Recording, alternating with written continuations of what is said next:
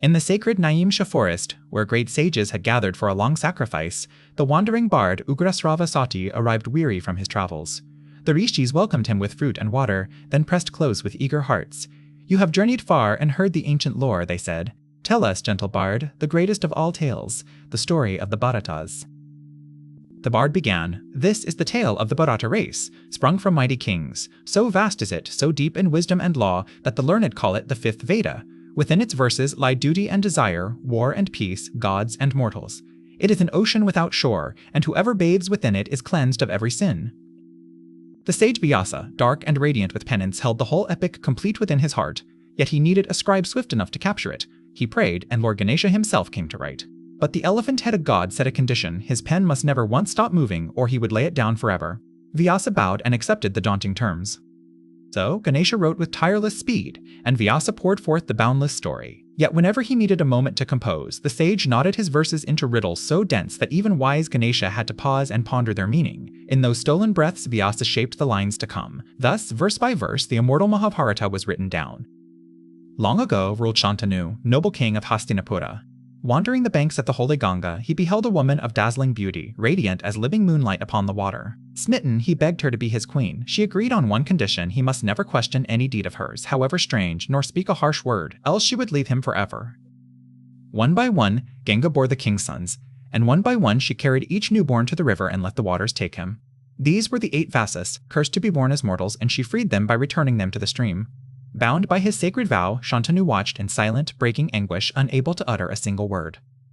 When the 8th child was born and Ganga bore him toward the water, Shantanu could bear no more. He cried out, forbidding the deed. Then Ganga turned, sorrowful and serene, and revealed all. She was the river goddess, the babes the cursed Vasas set free. This last child alone was fated to live. Naming him Devavrata, she vanished, taking the boy to raise among the gods. Years passed, and Shantanu grieved his empty halls.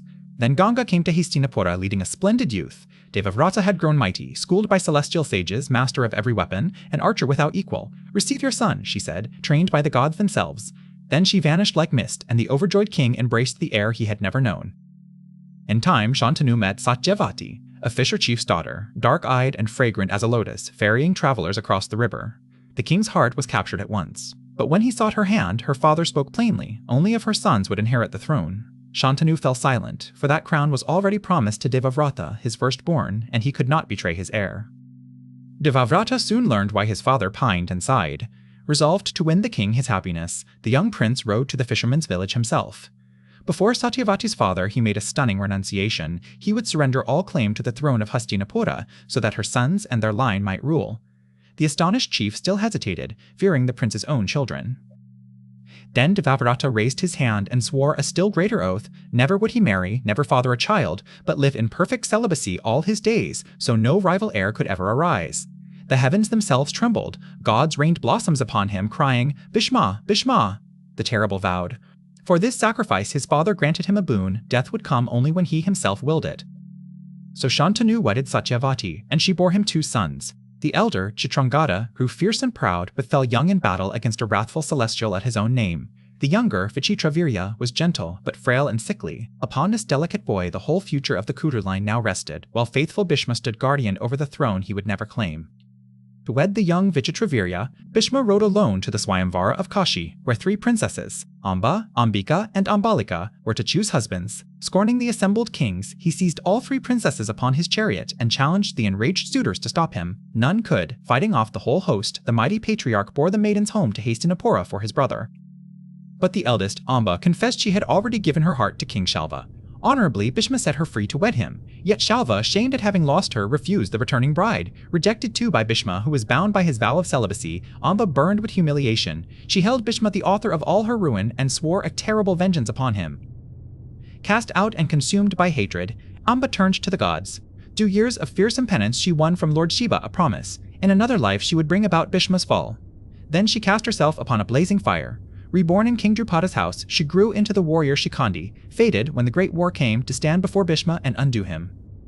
Before long, the frail Vichitravirya sickened and died, leaving 2 young widows and no heir. The Kuru line stood upon the edge of extinction. In her grief, Satyavati remembered a son born of her maidenhood, long before her marriage, the great sage Vyasa. She called him now with a mother's plea, that by the ancient law of Niyoga he might raise up children for the dead. So Vyasa came to the widowed queens, but his matted hair and fierce ascetic aspect frightened them. Ambika shut her eyes in dread as he approached, and so her son Dhritarashtra was born blind. Ambalika turned pale with fear, and her son Pandu came forth pale and wan. A calm, unflinching maid took her place next and bore the wise and faultless Vidura. When the princes grew, blind Dhritarashtra, though eldest, could not be king, and so Pandu was crowned lord of Hastinapura. Dhritarashtra was wedded to Gandhari, princess of Gandhara. Learning that her husband would never see the world, the devoted queen took a cloth and bound it forever over her own eyes, vowing to share his darkness for all her days. King Pandu, restless and fond of the chase, rode deep into the forest to hunt. Amid the trees he spied what seemed a great stag mating with its doe, and loosed swift arrows to bring it down. But the stag was the sage Kindama, who had taken deer form with his wife. Pierced and dying, the sage rose in his true shape, eyes bright with anguish and wrath. With his last breath, Kindama cursed the king. In the very moment Pandu embraced a wife in love, that instant he too would die. Crushed by guilt and dread, Pandu renounced his crown and all its pleasures. Handing the realm to his blind brother's regency, he withdrew into the forest as a hermit, and his two devoted queens, Kunti and Madri, followed him into exile. Now Kunti carried a secret gift. As a girl, she had served the fierce sage Durbasa so faithfully that he taught her a sacred mantra to summon any god she wished who would grant her a child. Curious and unwed, she tested it one morning, calling upon Surya, the sun. The blazing god appeared, and, by his power, she conceived a radiant son. The infant was born already sheathed in golden armor and earrings, marks of his divine father. But Kunti, unmarried and terrified of disgrace, could not keep him. Weeping, she laid the baby in a sealed basket and set it adrift upon the river's current. Far downstream, a childless charioteer named Adhiratha drew the basket from the water, and he and his wife raised the boy as their own. In the forest years later, the cursed Pandu longed for sons but could not father them. He begged Kunti to use her hidden boon. First, she invoked Dharma, god of righteousness, and bore Yudhishthira, calm and just. Then she called mighty Vayu, the wind, and there came Bhima, a giant of a child, so strong that as a babe he shattered rock beneath him. Still Pandu desired a son of matchless valor, so Kunti performed great austerities and summoned Indra himself, king of the gods and lord of thunder. From that union was born Arjuna, and unseen voices proclaimed that this child would humble kings, master every weapon, and one day please even the great gods in battle. The forest rang with celestial praise at his birth. Kunti, in her kindness, shared the sacred mantra once with Madri. Madri thought upon the twin Ashwins, the beautiful physicians of the gods, and bore two radiant sons, Nakula, fair beyond compare, and thoughtful Sahadeva.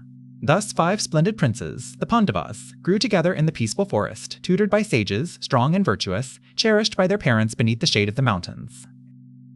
One spring day, walking with Madri in the blossoming wood, Pandu forgot the curse. Overcome by her beauty, he embraced her, and in that instant the curse struck him dead. Madri, blaming herself, mounted her husband's funeral pyre and followed him into the flames. Broken but resolute, Kunti gathered the 5 orphaned boys and journeyed back at last to Hastinapura. In Hastinapura, Queen Gandhari had conceived long before, but carried her burden for 2 endless years without deliverance. At last, in despair and jealous grief that Kunti's sons had come first, she struck her own womb. From it issued not a child, but a hard, lifeless mass of flesh, cold and grey as iron. In horror she called for the sage Vyasa.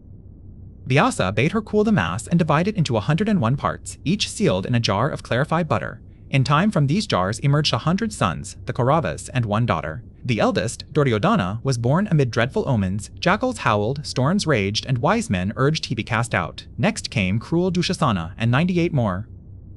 The cousins were raised together in the palace, 100 Kauravas and 5 Pandavas. In every contest the sons of Pandu shone brightest, and none more roughly than Bhima, whose enormous strength let him toss the Kaurava boys about like toys in play.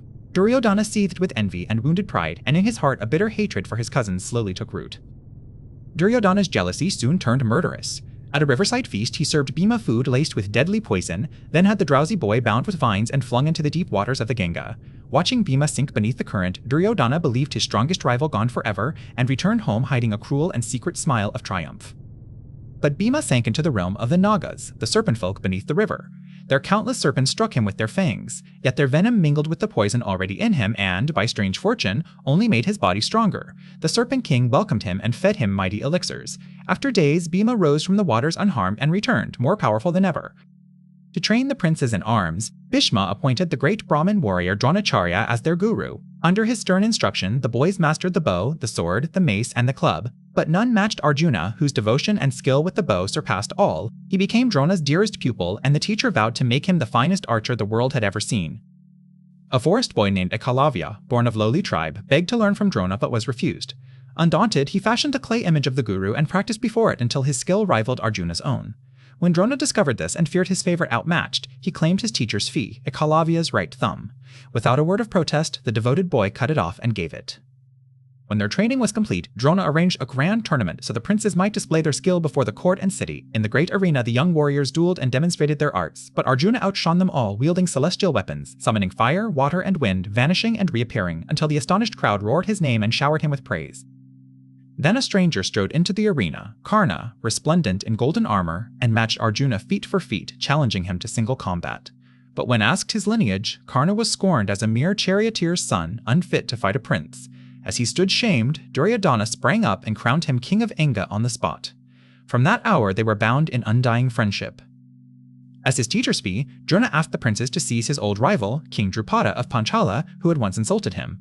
The Kauravas charged first and were routed. Then Arjuna and his brother swept forward, scattered Drupada's army, and Arjuna himself overpowered the king, bound him, and dragged him captive before the guru, repaying at last the debt of learning. Released but burning with shame, Drupada longed for revenge on Drona. He found holy sages to perform a mighty fire sacrifice, praying for a son who would slay his enemy. From the roaring flames of the altar there stepped forth a fierce warrior, armored in dark, sword in hand, Drishtadyumna, born of fire and fated to bring about the death of Drona himself.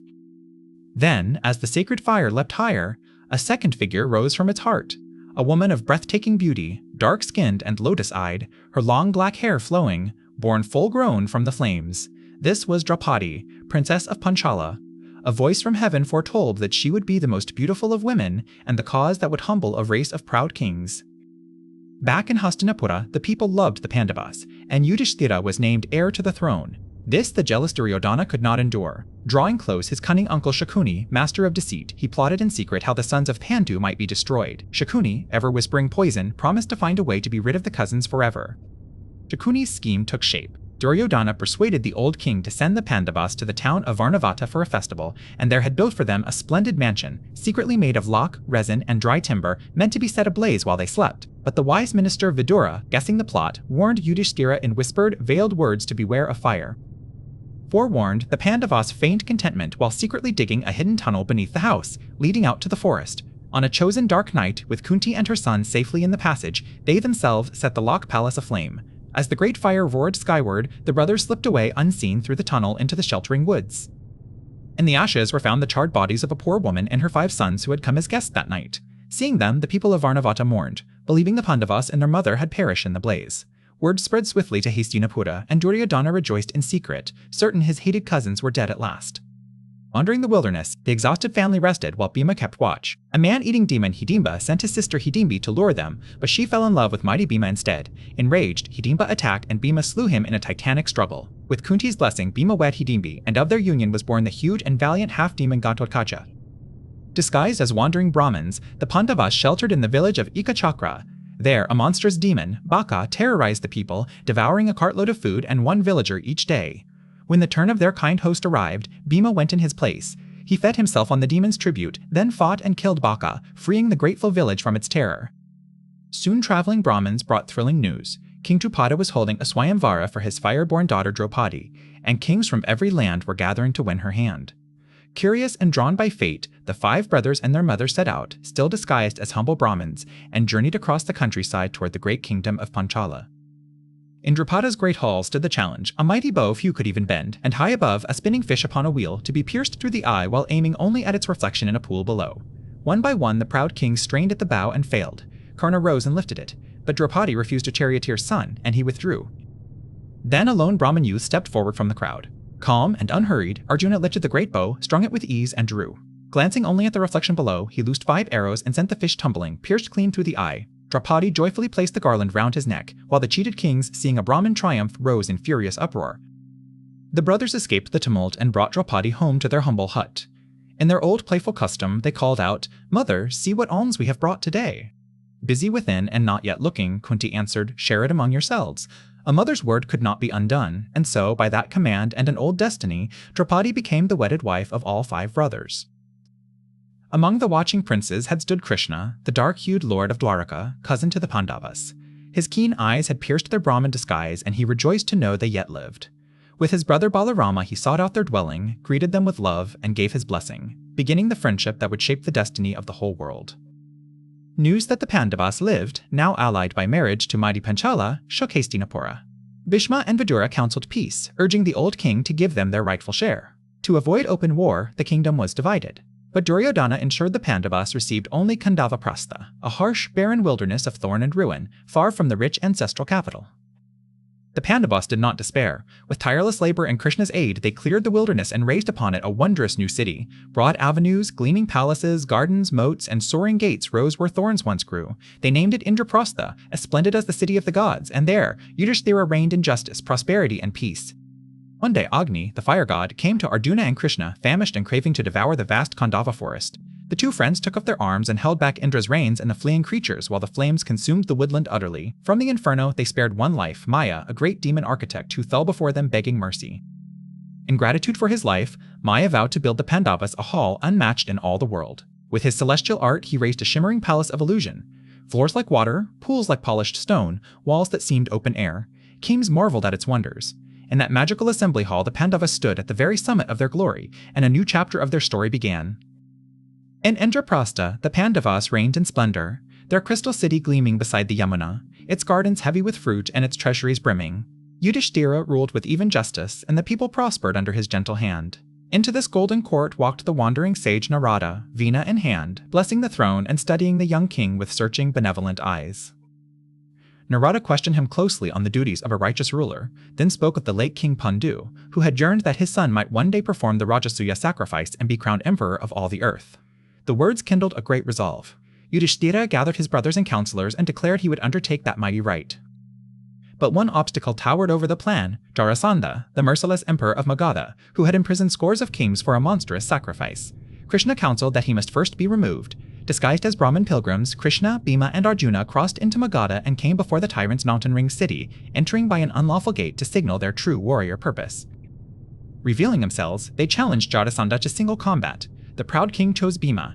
In a torchlit arena, the two giants closed, and the wrestling raged for days without pause, grappling, hurling, and smashing one another with thunderous blows. Neither would yield, their strength matched, the earth trembling beneath their stamping feet as Krishna watched, waiting for the moment of weakness. At last, Krishna signaled the secret. Jarasandha could die only if his body were split and the halves cast apart. Bhima seized the exhausted tyrant, lifted him high, and tore him in two, flinging the halves to opposite fields so they could never rejoin. The imprisoned kings were freed, and the greatest barrier to Yudhishthira's empire lay broken. With Jarasandha fallen, Yudhishthira sent his brothers to subdue the earth's four quarters. Arjuna rode north into snowbound realms, Bhima east through fierce kingdoms, Sahadeva south, and Nakula west across the desert lands. City after city bowed before the Pandava banners, and kings who had defied the throne now knelt in submission to the house of the righteous. Within months, the conquered kings streamed toward Indraprastha, bearing gold, gems, horses, fragrant sandal, and rare tribute from every corner of the world. The treasuries could scarcely hold the wealth. Yudhishthira received each ruler with courtesy rather than pride, and the assembled monarchs marveled that so vast a dominion should rest in hands so free of arrogance. The day of the Rajasuya dawned in unmatched grandeur. Priests kindled the sacred fires, the air shimmered with chants and clarified butter. From every land came kings and elders, Bhishma, Drona, the sons of Dhritarashtra, and countless sovereigns. The vast Maya-built hall glowed with gold and jewels, and it seemed the whole earth had gathered to witness a crowning. When the time came to honor the foremost guest, the elders chose Krishna above all kings. Water was brought to wash his feet, and the highest seat and the first worship were laid before the dark lord of Dwaraka. The righteous rejoiced, sensing the presence of divinity, and Yudhishthira bowed low as Krishna accepted the reverence with a serene, knowing smile.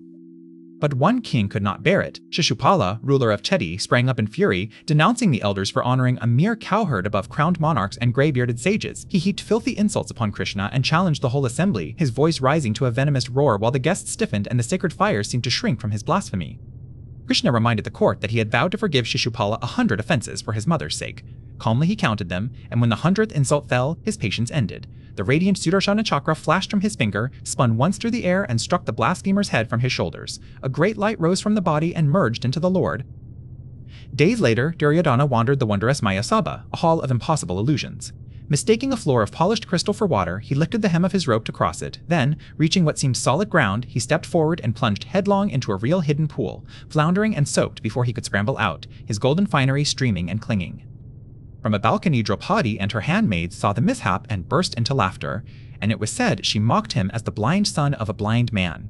The court's mirth stung Duryodhana to the soul. He climbed out dripping and shamed, and in that instant his old envy hardened into a black and abiding hatred for the Pandavas. Back in Hastinapura, Duryodhana pined and burned, unable to eat for envy of Pandava glory. His uncle Shakuni, cunning and cold, drew the poison from him. Since the brothers could never be beaten in open war, Shakuni proposed a subtler ruin, a game of dice in which his own loaded dice would strip Yudhishthira of everything he possessed. Together they went to the old blind king Dhritarashtra. Duryodhana threatened to die of grief unless his father allowed the game, and the doting king, forever weak before his son's demands, could not refuse.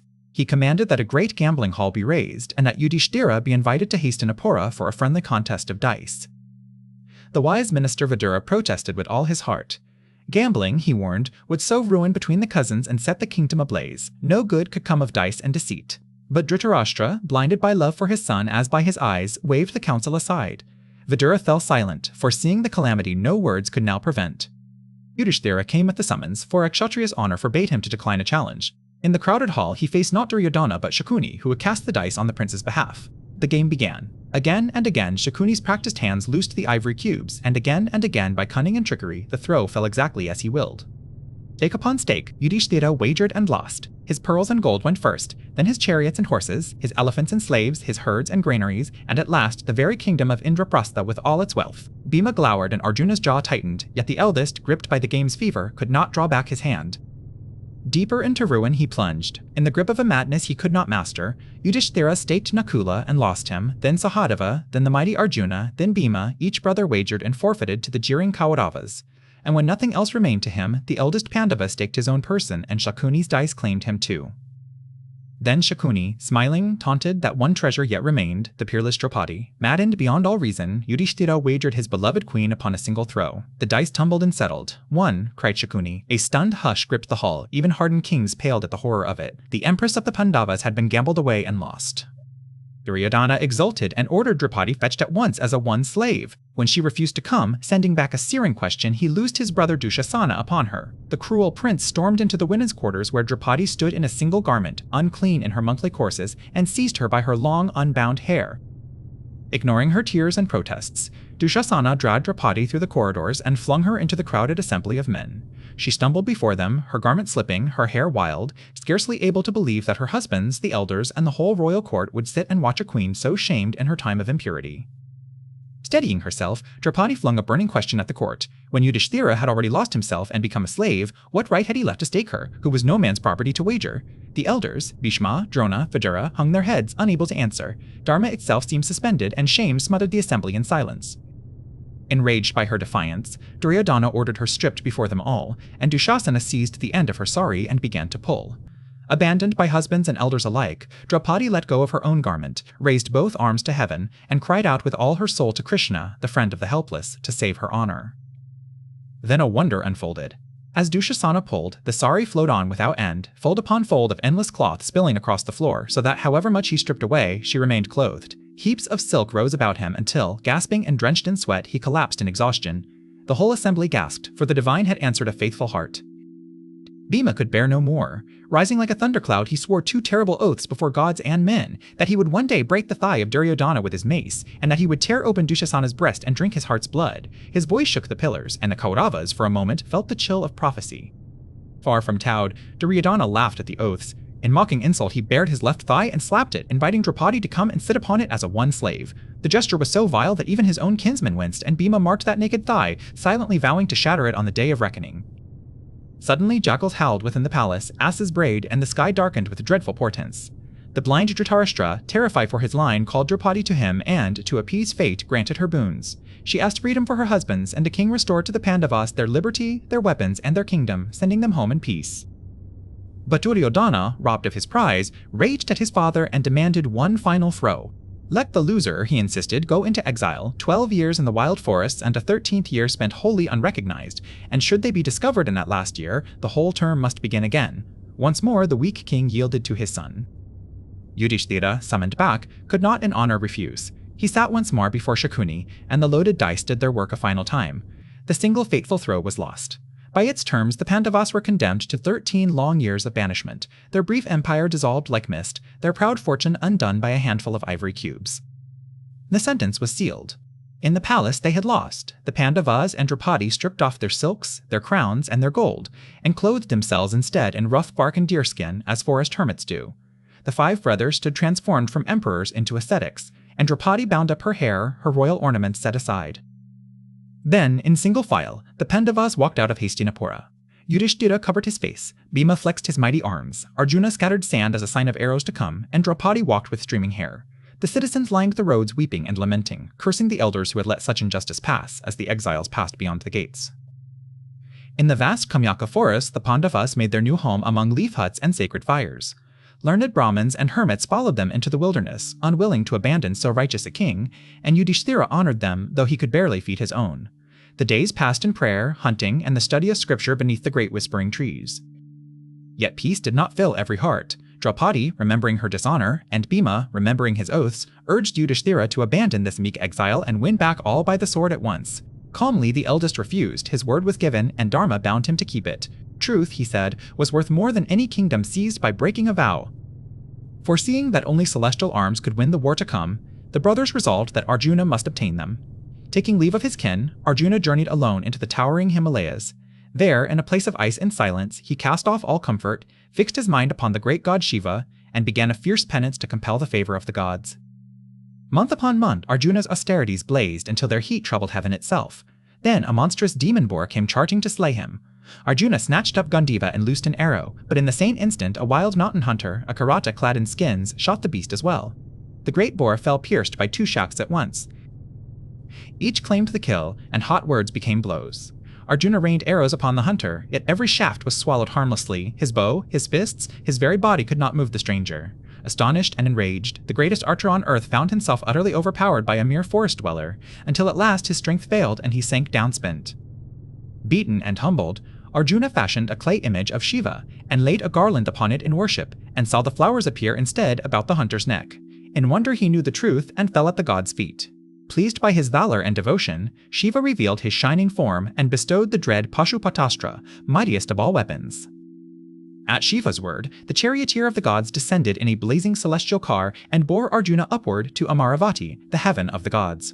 There sat Indra, king of the immortals and Arjuna's own divine father, who embraced his son, seated him upon half his throne, and welcomed him with honor amid the wonders of the celestial city. For long celestial days, Arjuna dwelt among the gods, and one by one, the guardians of the worlds taught him their secret arms. Indra, Yama, Varuna, Kubera, and Agni each granted their divine weapons and the sacred words to summon and recall them. The Pandava mastered fire and storm, learning powers no mortal archer had ever wielded. The lovely nymph Urvashi came to Arjuna aflame with desire, but he refused her, honoring her as a mother of his lineage. Scorned, she cursed him to lose his manhood and live as a eunuch, a curse Indra softened to a single year, which Arjuna would turn to use in his hidden 13th. Meanwhile, he learned the arts of dance and music in heaven. To ease the brothers' grief, a visiting sage told the ancient tale of King Nala and his devoted queen Damayanti. Cursed and possessed, the noble Nala fell to gambling and lost his kingdom, then wandered mad into the forest. In shame, he abandoned the sleeping Damayanti in the wilderness, and the loving pair were cruelly torn apart by fate. Yet Damayanti never faltered in her faith. Through long trials she searched, and by her wit and constancy at last drew her lost husband back to her. The curse broke, Nala regained his true form, won back his kingdom at dice, and the faithful pair were joyfully reunited. The tale gave Yudhishthira heart that fortune, once lost, might yet return. Wandering to please Draupadi, who longed for a rare celestial lotus, Bhima strode deep into a mountain wood. There an aged monkey lay across the narrow path, its long tail barring the way. When Bhima haughtily bade it move and could not lift the tail with all his strength, he realized this was no common beast but a divine being. Hanuman revealed himself, son of the wind god Vayu, and therefore Bhima's own divine brother, for Bhima too was Vayu's child.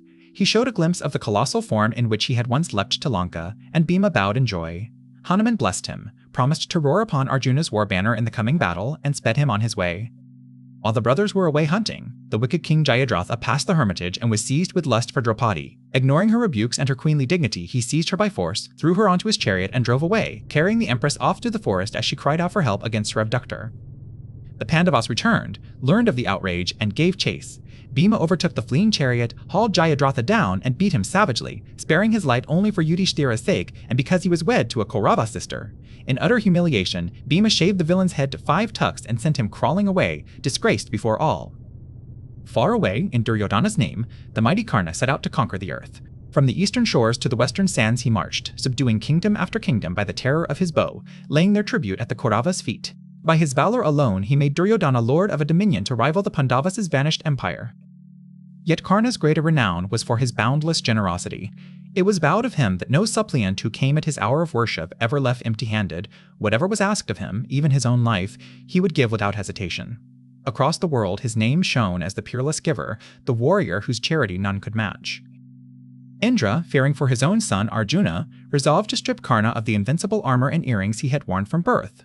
Disguised as a poor Brahmin, the king of the gods came to Karna at his hour of charity and, when offered any gift, asked for the very armor and earrings fused to his living body. Karna knew the beggar for Indra, and knew the request would leave him mortal, yet he would not break his vow. Smiling, he cut the golden armor and earrings from his own flesh and gave them, streaming blood. Moved and shamed by such greatness, Indra granted him in return the Shakti, a spear that would slay any foe, but once only. Growing bold, Duryodhana led a grand procession near the Pandavas' forest to flaunt his prosperity and mock their poverty. But beside a lake, his soldiers clashed with celestial Gandharvas, who scattered the proud Kaurava host, seized Duryodhana himself, bound him hand and foot, and bore the humbled prince away as a helpless captive, his boastful splendor undone.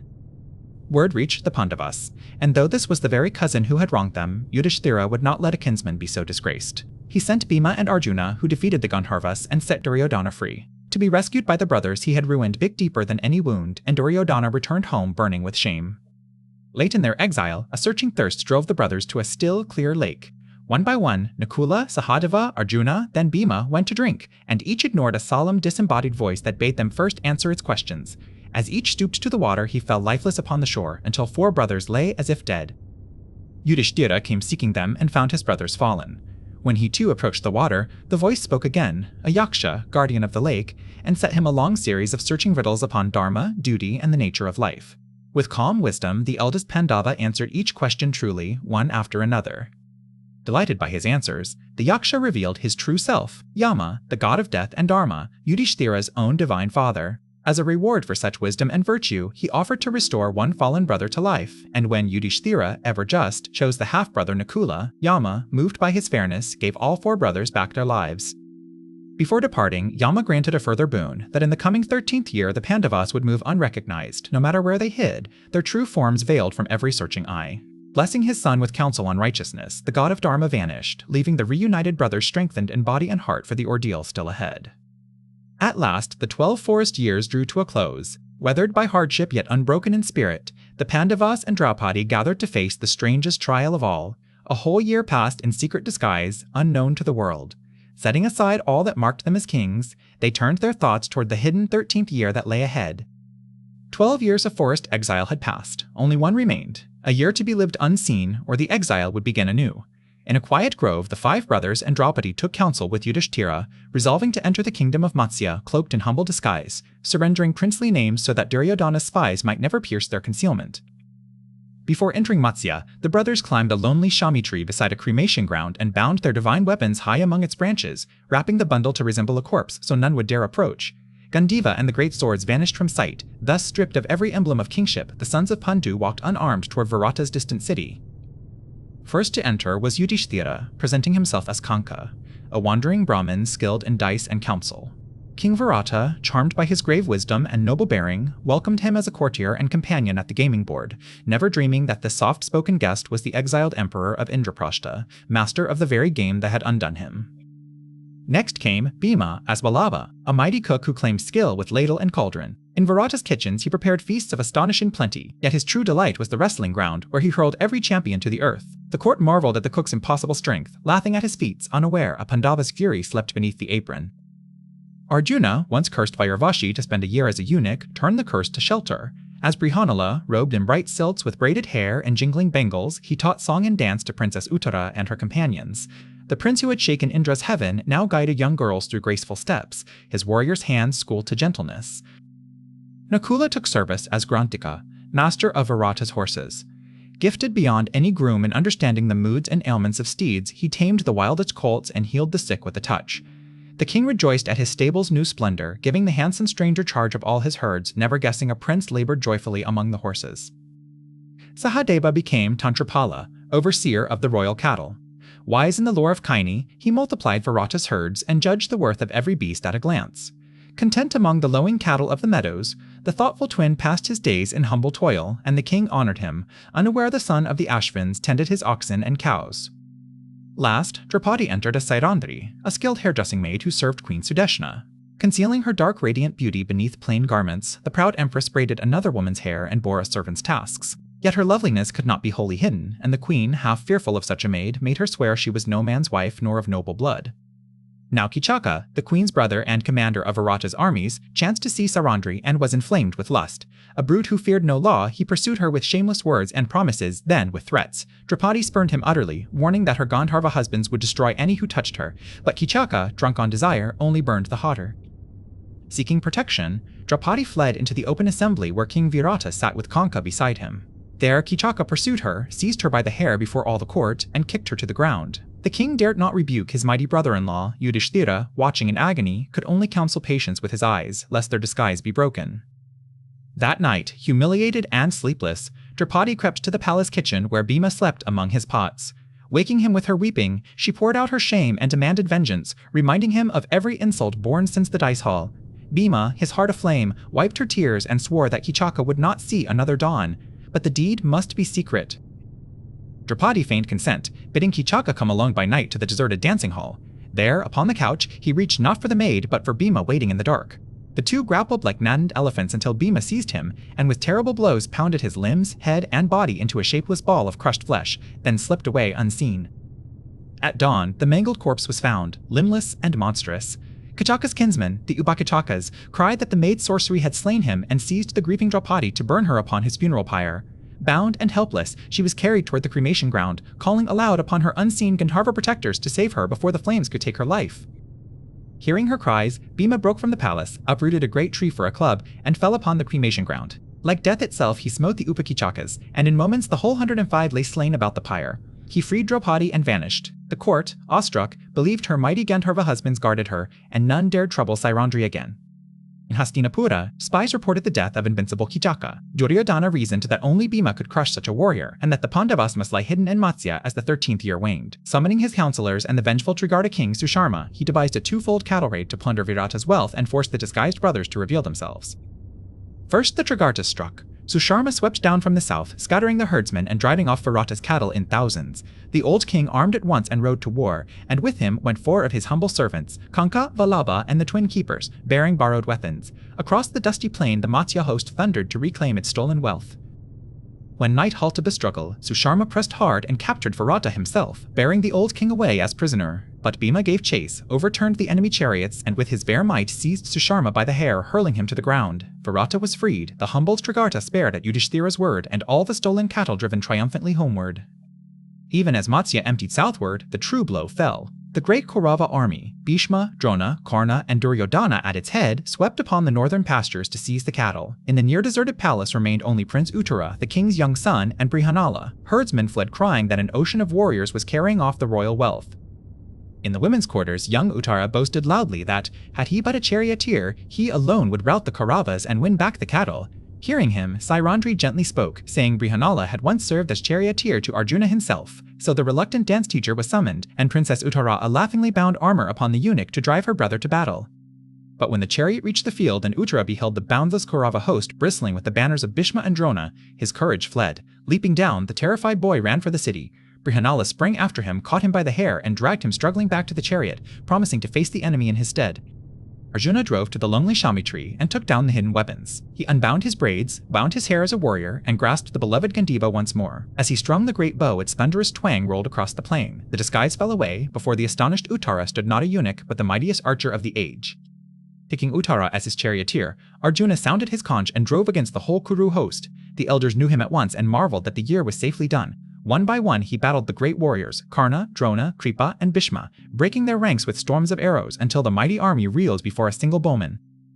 At last Arjuna loosed the Samohana, the weapon of sleep, and a strange enchantment swept the field. Bhishma, Drona, Karna, and all their warriors sank down senseless upon their chariots. At Arjuna's word, the wondering Uttara gathered the upper garments of the fallen chiefs as trophies for the princesses, and the two drove home victorious, the Kaurava raid utterly undone. The 13th year now fulfilled, the Pandavas laid aside their disguises. In Virata's court, Yudhishthira revealed their true names, and the astonished king begged forgiveness for every slight, offering his kingdom, his treasury, and the hand of his daughter Uttara. Yudhishthira accepted his friendship, but asked that the princess be given as bride not to Arjuna, her teacher, but to his son. Word went forth, and kings and kinsmen gathered at Upaplavya for a joyous wedding. Arjuna's son Abhimanyu, the gallant youth born of Subhadra, was wed to Princess Uttara amid sacred fires and rejoicing. Krishna and the Yadavas, Drupada and his sons, all the friends of the Pandavas assembled, and in that festive alliance the seeds of the coming war were sown. When the festivities ended, the kings withdrew to council. Now the question of the kingdom could no longer wait. Messengers rode to every quarter of Bharatavarsha, and mighty rulers pledged their armies, to the Pandavas and to the Kauravas alike. Both sides began to muster vast hosts, even as they spoke of peace, and the shadow of war spread over the land. As their first step, the Pandavas sent Drupada's aged family priest to Hastinapura, charged to demand justice before the Kuru elders, the return of Indraprastha, or at least their rightful share. The old Brahmin came into Dhritarashtra's court and spoke boldly of the wrong done to Yudhishthira, urging peace yet warning of the terrible strength now gathering behind the sons of Pandu. Meanwhile, both Arjuna and Duryodhana hastened to Dwaraka to seek Krishna's aid. Finding him asleep, Duryodhana sat proudly at his head, Arjuna humbly at his feet. Waking, Krishna offered a choice. On one side his vast Narayana army, on the other himself alone, unarmed, who would not fight. Arjuna joyfully chose Krishna. Duryodhana, delighted, carried off the mighty host. Then Balarama, wielder of the plough, came forth troubled in heart. Bound by love to both Bhima and Duryodhana, his pupils at the mace, he declared he could favor neither side and would take no part in the coming slaughter. Renouncing the quarrel, the fair mighty hero departed upon a long pilgrimage to the sacred fords, leaving the kinsmen to their fate. Dhritarashtra sent his charioteer Sanjaya to the Pandavas at Upaplavya, bearing soft and evasive words, praising peace and brotherhood, yet promising nothing and never offering back the kingdom. Yudhishthira saw through the empty message. Firmly he answered that he sought no war, but would not surrender his rightful due. Let the blind king counsel his sons to render justice, or face the consequence. That night, Dhritarashtra could not sleep, tormented by dread of the war. He summoned wise Vidura, who came and counseled him through the long dark hours. In words of timeless truth, Vidura urged him to restrain Duryodhana, to give the Pandavas their due, and to choose righteousness over love of a wicked son. But the blind king, weak of will, would not act. When words alone had failed, Krishna himself resolved to go to Hastinapura as the Pandavas' ambassador, to try for peace with his own presence. Though Draupadi and Bhima yearned for war, he would ask only that Duryodhana grant the 5 brothers 5 villages to rule, and no more. Blessed by all, his chariot rolled out from Upaplavya toward the Kuru capital. Reaching Hastinapura, Krishna was met with grand honors, and Duryodhana spread a royal feast to win his favor. But Krishna refused the proud prince's banquet, saying one dines with friends, not with those whose hearts are hostile. Instead, he went to the humble house of Vidura, and there, with love, ate the simple fare of the noble minister and his wife. At dawn, Krishna entered the great Kuru assembly, where Bhishma, Drona, Dhritarashtra, and all the elders had gathered. In a voice of thunder and reason, he pleaded for peace, recounting the Pandavas' patience and their just claim. Let Duryodhana, he urged, grant them but 5 villages, and brotherhood would be preserved. Refuse, and a ruinous war must swallow the whole race. But Duryodhana's heart was iron. Rising in anger, he scorned every plea, declaring he had done the Pandavas no wrong. He would not yield to them so much land as could be balanced upon the point of a needle without a war. Then, deaf to Bhishma, Drona, and his own father, the furious prince stormed from the assembly with his followers. Beyond the hall, Duryodhana hatched a treacherous design. With Shakuni and his brothers, he plotted to seize and bind Krishna then and there, thinking that with the Pandavas as friend, a captive, their cause would collapse. But faithful Satyaki learned of it and warned the assembly, and Vidura denounced the madness of laying hands upon the Lord who could not be bound. Then Krishna laughed at their folly. Could ropes bind the Lord of all worlds? Before the astonished court, his body blazed forth in the cosmic Vishwarupa, countless spaces and arms, gods and worlds streaming from his form, fire and radiance filling the hall. The kings fell trembling, shielding their eyes. The blind Dhritarashtra was granted sight to behold that terrible glory. His mission failed. Krishna took Karna up beside him on his chariot as he departed. Gently he revealed the secret. Karna was no charioteer's son, but Kunti's firstborn, born of the sun god, the eldest of the Pandavas. Join your brothers, Krishna urged, and take the throne as their king. But Karna, though shaken, refused to abandon Duryodhana, who alone had honored him. Then Kunti herself came to the riverbank where Karna worshipped the setting sun. Revealing at last that she was his mother, she implored him to join his true brothers. Karna reproached her tender, cruel abandonment, yet could not wholly refuse. He vowed to spare all her sons save Arjuna, whether he or Arjuna fell. 5 sons would still remain to Kunti after the war. Krishna returned to Upaplavya and told the waiting Pandavas that peace was dead. Duryodhana would surrender nothing but by the sword. Sorrowfully, Yudhishthira accepted that war alone remained to win back their birthright and Draupadi's honor. The brothers girded themselves for battle, and messengers rode forth to summon every ally to the field where the fate of Bharata would be decided. so the die of war was cast. From every kingdom, the great hosts converged upon the sacred plain of Kurukshetra. The Pandavas raised their camp of 7 divisions on one side. Opposite, Duryodhana pitched the 11 divisions of the Kauravas. Endless rows of tents, chariots, elephants, and standards covered the earth, and a vast field waited grimly for the dawn of battle. On the eve of battle, the Kauravas named Bhishma supreme commander of their 11 divisions. The aged patriarch accepted the burden, yet made his vows. He would slay no son of Pandu, for he loved them, and he would slay 10,000 warriors each day. But he refused to fight Shikhandi, who had been born a woman, a fateful oath indeed. At dawn, the leaders met between the hosts and agreed the laws of righteous war, that none should strike the fallen, the fleeing, or the unarmed, and each fight only his equal. Then the 11 divisions of the Kauravas and the 7 of the Pandavas arrayed themselves face to face across Kurukshetra. Conch shells were lifted, hearts hardened, and the whole world held its breath. At the pale dawn of Kurukshetra, 2 oceans of men stood facing across the sacred plain. On one side, the Pandavas, on the other, the Kauravas, banners of every kingdom of Bharat rippling in the cold wind. Elephants, horses, and countless chariots waited in silent ranks, and the very earth seemed to hold its breath before the coming storm of war. Then the conches thundered. Krishna raised Panchajanya and Arjuna his Devadatta, and from every chariot the great shells roared together, a tumult that shook heaven and earth. Bhishma blew loud to hearten Duryodhana's host, drums and trumpets answered. The uproar tore through sky and ground alike, and the hearts of the waiting warriors trembled at the terrible sound. Then Arjuna spoke to Krishna, his charioteer and friend, O Achyuta, drive my chariot into the space between the 2 armies, that I may look upon those gathered here, eager for battle, and see with whom I must fight in this coming clash. Krishna took the reins, and the white horses drew the chariot forward into the open ground between the hosts. Between the armies Arjuna gazed upon the ranks, and there he beheld his own kin. He saw the grandsire Bhishma, white-bearded and terrible, and Drona his revered teacher, standing armed among the Kaurava lords. Fathers and grandfathers, honored elders who had raised and taught him, now waited arrayed to slay or be slain. A cold dread began to steal upon the hero's heart. Turning, Arjuna saw uncles, cousins, teachers, and dear friends standing in both armies, all bound to destroy one another. Seeing his kinsmen so arrayed, pity overwhelmed him. His limbs failed and his mouth went dry, his body trembled and his hair stood on end. The mighty Gandiva slipped in his slackening grip, and his skin burned as though fevered by sorrow. Overcome, Arjuna let the Gandiva fall from his hand and sank down upon the seat of his chariot, his mind reeling with grief. I will not fight, he said to Krishna. What joy is there in a kingdom won by slaying my own people? Better to be killed unresisting than to murder these elders and kinsmen for a throne. So saying, he fell silent. Then Krishna, with a faint smile, spoke to the grieving prince between the 2 armies. Whence comes this faint-heartedness in the hour of trial, unworthy of a noble soul? Yield not to this weakness, Arjuna, it does not become you. Cast off this petty faintness of heart and arise, O scorcher of foes. Thus began his teaching, the immortal song of God. Krishna taught the deathless truth. The wise grieve neither for the living nor the dead. Never was there a time when I, or you, or these kings were not, nor shall we ever cease to be. As a man casts off worn-out garments and takes new ones, so the embodied soul discards spent bodies. Weapons cannot cleave it, nor can fire burn it. Consider your own duty, Krishna urged, and do not waver. For a warrior there is no greater good than a righteous war. Blessed are the Kshatriyas who find such a battle, an open gate to heaven. Better to do one's own duty imperfectly than another's. Well, better to die within one's own dharma. Fight, therefore, and forsake this unmanly weakness of heart. Your right is to action alone, Krishna revealed, never to its fruits. Let not the fruits of action be your motive, nor be attached to inaction. Perform your duty steadfast, abandoning attachment, indifferent to success and failure. Such evenness of mind is called yoga. Work done as selfless offering, not for reward, purifies the heart and frees the soul from all bondage. Fix your mind on me, said Krishna. Be devoted to me, worship me, and to me you shall surely come. Abandon all duties and take refuge in me alone. I shall free you from every sin. Do not grieve.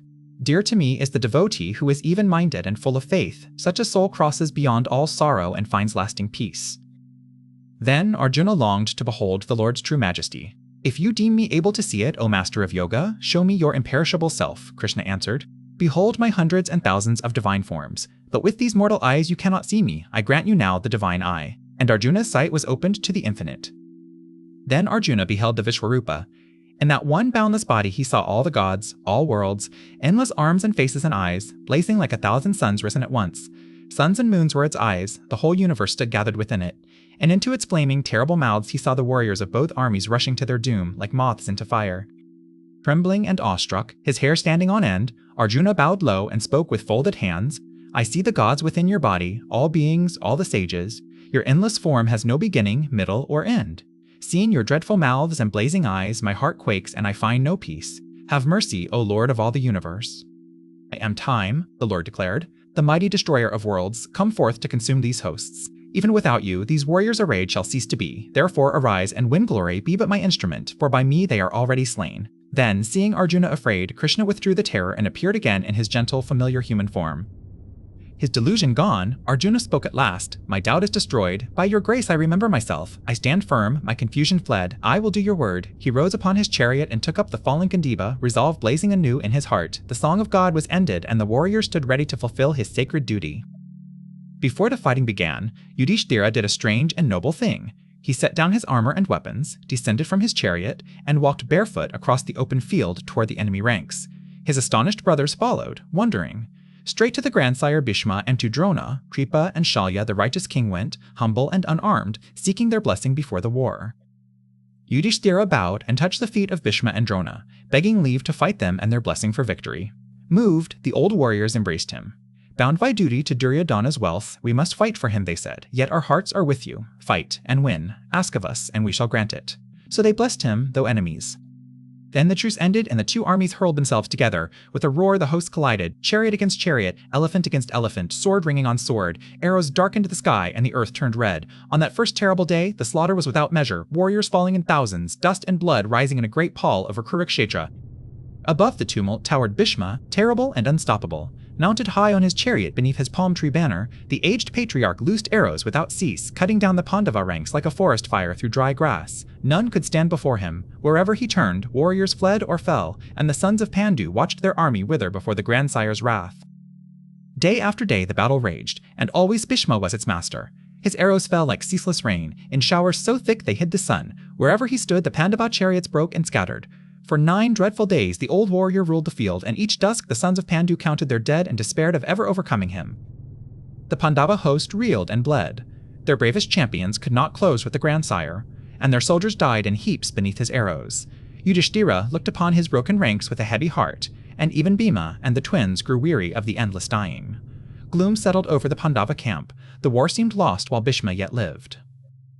At last, seeing Arjuna spare the grandsire while the slaughter mounted, Krishna's patience broke. He flung down the reins, snatched up a fallen chariot wheel, and leapt to earth, charging at Bhishma to slay him, though he had vowed to bear no weapon. Arjuna sprang after and clasped his knees, crying, "Hold, Lord! I swear I will fight with all my strength." That night, sick at heart, the Pandavas sought counsel. They knew no weapon could fell Bhishma while he willed to live, for he alone chose the hour of his death. So Krishna led them quietly to the grandsire's tent under cover of darkness. Bowing before the old man they loved, they asked him plainly, "How, grandsire, may you be overcome?" The grandsire answered without anger, for death did not dismay him. "I will not strike one who was born a woman, nor one who lowers his weapons. Shikhandi in the enemy ranks was a woman once. Against such a one I shall never lift my bow. Let Arjuna stand behind Shikhandi and pierce me, thus alone shall I be brought down." So on the 10th day the plan was set. Shikhandi drove to the front of the Pandava host and rode straight at the grandsire. Bhishma looked upon that face he would not fight, and true to his word he lowered his great bow and turned his eyes aside, refusing to loose a single shaft, while behind Shikhandi the true archer waited. From behind Shikhandi's shield, Arjuna drew the Gandiva and loosed shaft after shaft into the unresisting grandsire. Arrows struck Bhishma from every side, piercing his silver armor, his arms, his breast, until scarcely a hand's breadth of his body was left uncovered. Yet the old warrior stood, wounded past counting, and only when he chose did he begin to fall. Then, pierced beyond all reckoning, Bhishma toppled from his chariot. But so thick were the arrows in his body and driven into the earth that he did not touch the ground. He came to rest upon a bed of shafts, held aloft as on a couch of iron. His head hung unsupported, and the whole battlefield fell silent in awe. At the sight of the grandsire fallen, the war stopped of its own accord. Kaurava and Pandava alike cast down their weapons and hurried to him, kings and princes gathering in a great silent throng about the arrow-bed. Many wept openly, for all had loved him. Enemies stood side by side in shared sorrow around the dying patriarch of the Kurus. Yet Bhishma would not die. Long ago his father had granted him death at his own will, and he chose not to depart while the sun still journeyed south.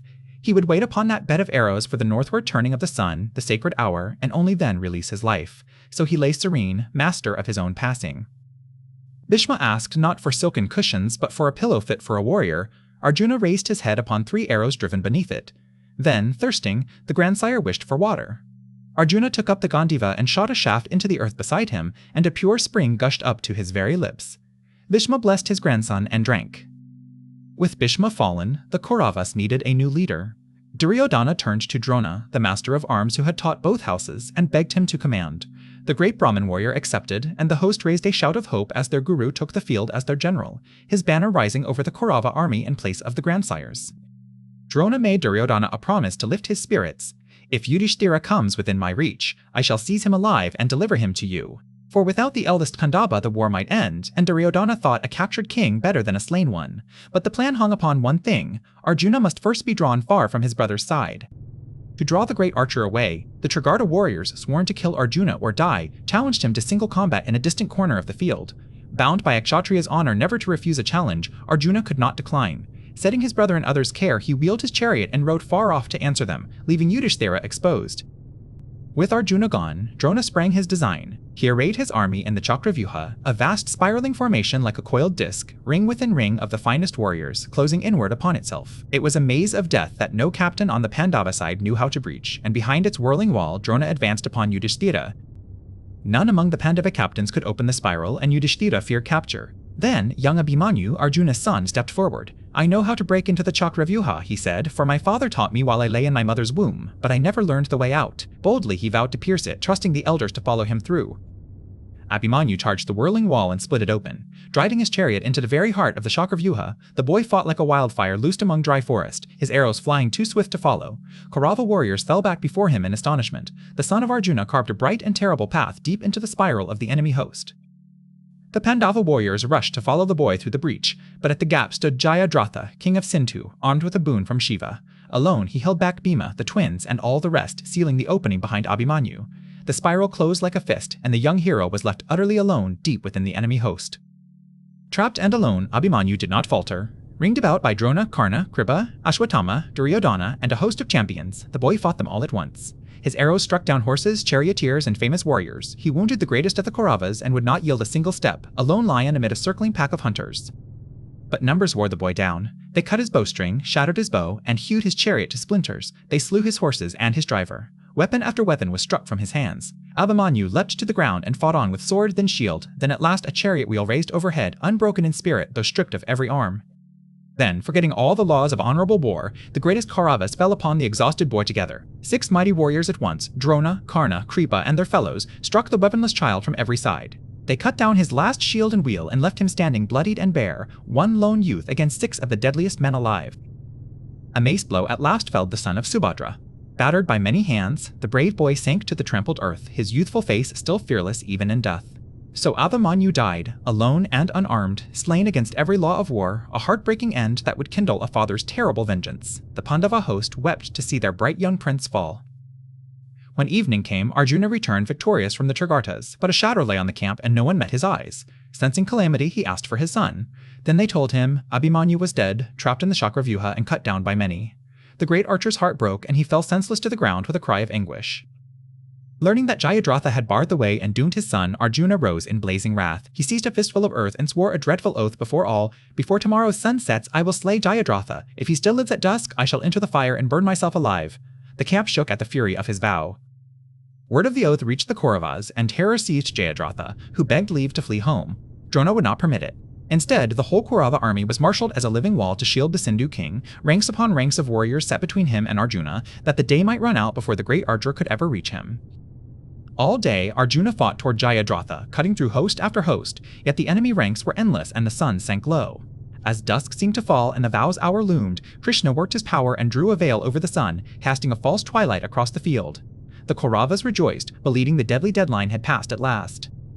Sure the day was lost and Arjuna doomed to the fire, Jayadratha lifted his head in triumph and pushed forward to gloat over his fallen foe. In that moment, Krishna spoke, "There stands your enemy, Arjuna, and see, the sun is not yet set." The false dusk lifted, the true sun still hung above the hills, and Jayadratha stood exposed. There was no instant to lose. Guided by Krishna, Arjuna drew the Gandiva to his ear and loosed a single blazing arrow. It flew straight and struck the head from Jayadratha's shoulders, carrying it far away even as the last light died. The oath was kept at the very edge of dusk, and the Sindhu king lay slain upon the field. Even with Jayadratha slain, the fighting did not cease at nightfall. In their fury, both hosts fought on beneath the stars, torches, and blazing braziers lighting the field, casting monstrous shadows across the slaughter. It was a strange and dreadful night battle, warriors striking at half-seen foes in the flickering dark, the plain of Kurukshetra lit red with fire and blood. In the darkness Ghatotkacha, Bhima's mighty half-demon son came into his full power, for the Rakshasas grow strongest at night. Swelling to monstrous size, he loomed over the Kaurava host, hurling boulders and conjuring illusions, crushing chariots and elephants underfoot. Whole regiments broke and fled before him, and the terrified Kauravas cried out to Karna to save them. Driven to the brink, the Kauravas gave Karna no choice. He drew forth the Shakti, the infallible spear given by Indra, which he had hoarded through all the war to kill Arjuna, for it could be used but once. With a heavy heart he hurled it blazing through the night. The unstoppable weapon tore through Ghatotkacha and struck the giant dead. As Ghatotkacha crashed to earth, dying, he made his vast body fall upon the fleeing Kauravas and crushed a legion in his last act. Yet Krishna alone laughed and embraced Arjuna for joy. "The spear that Karna kept for you is spent," he said. "Now Karna is but a man like any other, and you, my friend, are saved from certain death." When day returned, Drona raged across the field more terrible than ever, invincible with weapons in hand, mowing down the Pandava armies. Krishna saw that no force could overcome him and spoke a hard truth to the brothers. "While Drona holds his bow, none of us can stand. He will lay it down only if he believes his beloved son, Ashwathama, dead." So a stratagem was devised.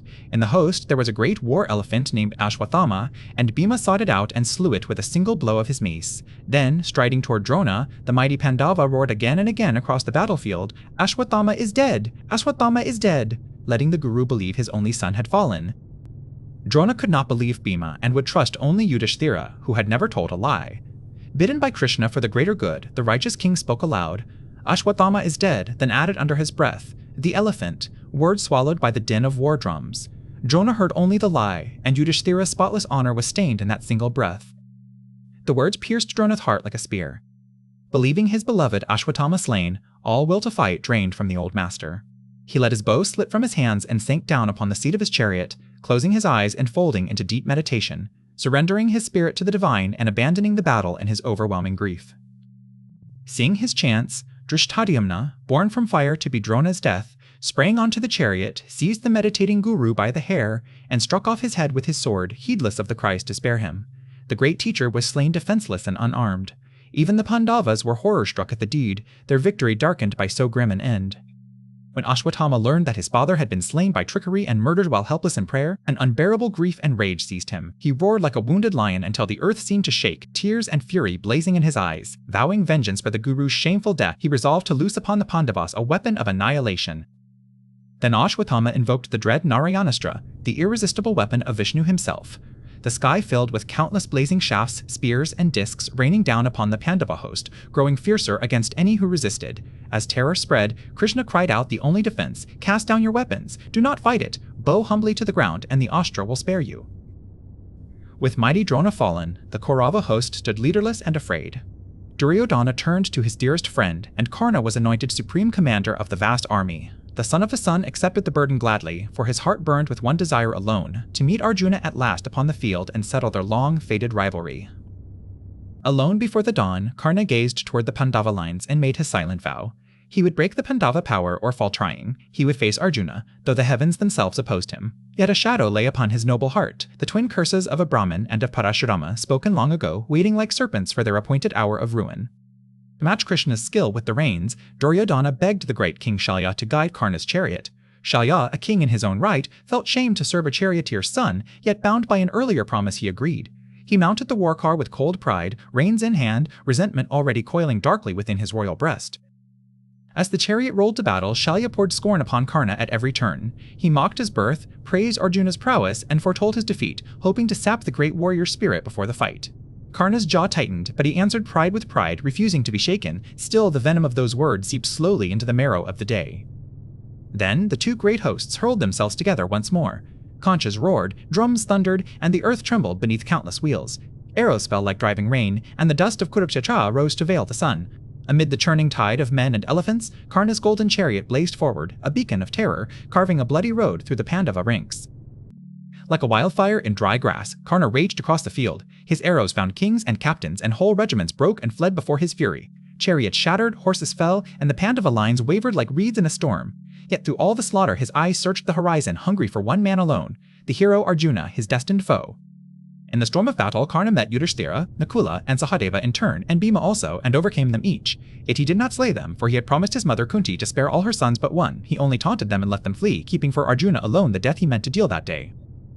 Elsewhere upon the field, Bhima came face to face with Dushasana, the prince who had dragged Draupadi by her hair. The memory of that shameful hour blazed up in the giant's heart. With a lion's roar, he fell upon his enemy. Mace crashed against mace, until Bhima's blow hurled Dushasana broken and bleeding to the trampled earth. Then Bhima kept the dreadful oath sworn in the dice hall. He tore open Dushasana's chest, cupped the hot blood in his hands, and drank, declaring the vow at last fulfilled. Warriors on both sides turned away, sickened and afraid, whispering that this was no man but a demon. Draupadi's long humiliation was avenged in a most terrible fashion. At last, the moment fate had forged arrived. Karna's golden chariot and Arjuna's silver-bannered car rolled toward each other, and both armies fell still to watch. The two greatest archers of the age drew their mighty bows. Their divine arrows met in mid-air, bursting into fire and light, and the very heavens seemed to hold their breath above Kurukshetra. Now the duel of Karna and Arjuna surpassed all others of the war. They summoned the weapons of the gods, arrows of fire answered by arrows of rain, storms of shafts that blotted out the sky. The two hosts and the very devas above watched spellbound, for it seemed as though the sun and the storm themselves had taken up bows to contend. For a time, the son of the sun held the upper hand. His arrows shore away Arjuna's banner and stung even Krishna at the reins, and the Kauravas roared in sudden hope. Arjuna's face set hard with grim resolve as he steadied Gandiva against the onslaught. The whole war seemed to hang upon these two, poised on a knife's edge of fate. Then Karna loosed the serpent arrow, Nagastra, a living snake athirst for Arjuna's life, hissing straight toward his throat. In that instant, Krishna pressed the chariot down with his divine foot. The horses buckled, the car sank, and the deadly shaft struck only Arjuna's crown, dashing it from his head. Death had brushed the Pandava and passed him by. The serpent, cheated of its prey, returned to Karna and begged to be fired once more, promising to slay Arjuna without fail. But Karna, though hungry for victory, would not stoop to loose the same arrow twice, for a true warrior earns his triumph by his own hand. He refused, and the serpent hurled itself away to perish, its vengeance undone. Now fate turned its face against the son of the sun. In the thick of the duel, Karna's left chariot wheel sank deep into the blood-soaked earth and held fast, mired as though the ground itself had seized it. So the Brahmin's curse, laid upon him for a cow slain long ago, came due at the very hour of his need. Worse still befell him. When Karna reached for the sacred mantras of his mightiest weapons, his memory went blank and dark, for Parashurama's curse now claimed its price. Betrayed by earth and by learning both, the great warrior sprang down from his chariot to heave the mired wheel free with his own hands, trusting Arjuna to honor the ancient laws of combat. Standing unarmed at his sunken wheel, Karna cried out to Arjuna to stay his hand, to remember the law that spares a defenseless foe.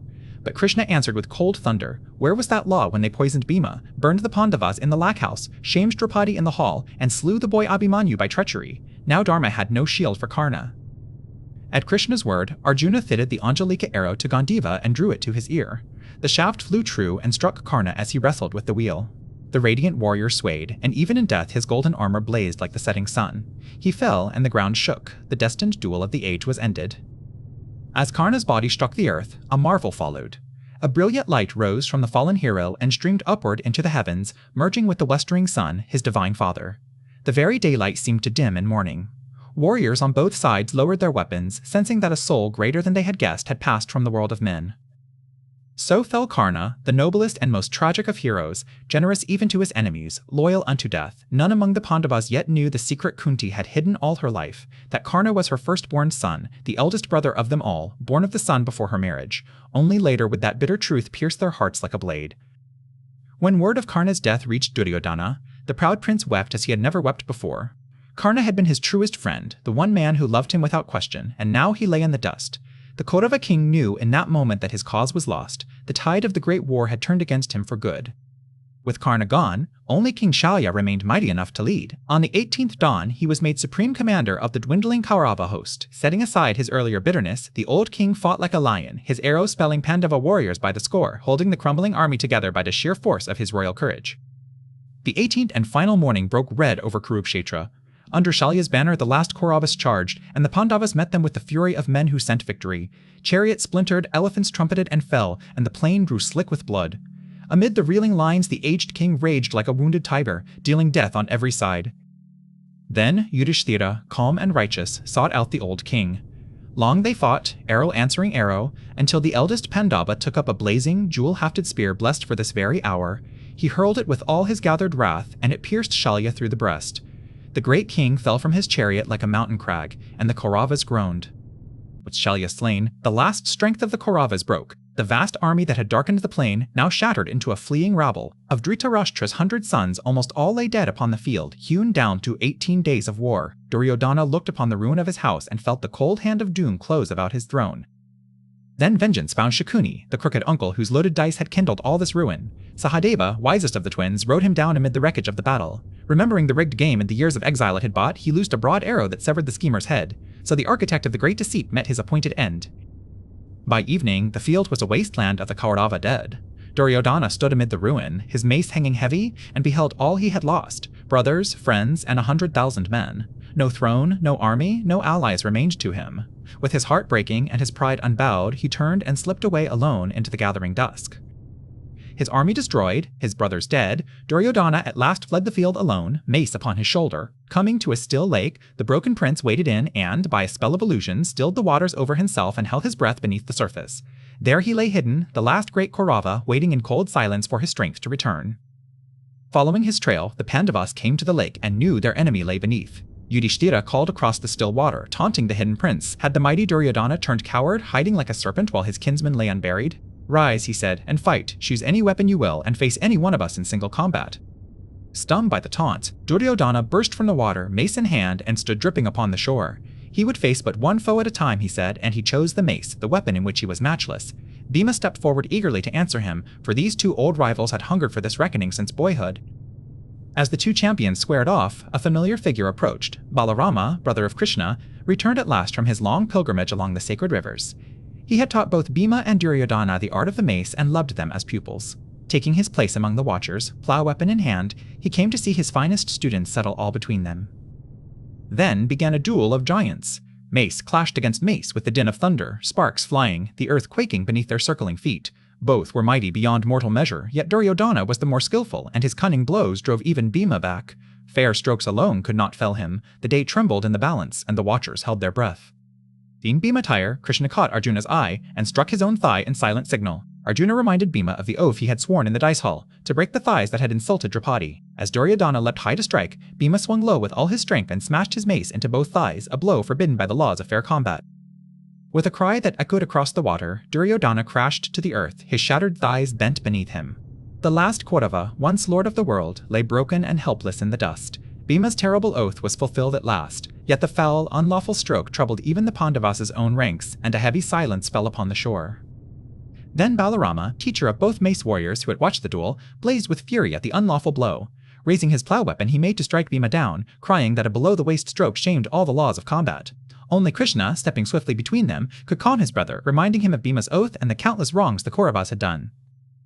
Alone upon the bloody shore, the dying Duryodhana lifted his head and hurled his last defiance. He cursed the Pandavas for their every deceit, the poison, the fire, the broken laws, and swore he had lived a king and would die a warrior in glory. As he spoke, flowers fell from the sky and gentle music sounded, for the heavens honored his valor. As night fell over the ravaged plain, 3 warriors alone survived of all the Kaurava host: Ashwatthama, aged Kripa, and Kritavarma. Wandering the field of corpses, they came upon Duryodhana where he lay, his thighs broken, life ebbing from him in the dark. Kneeling beside their fallen king, they wept, and vowed that his enemy should not go unpunished.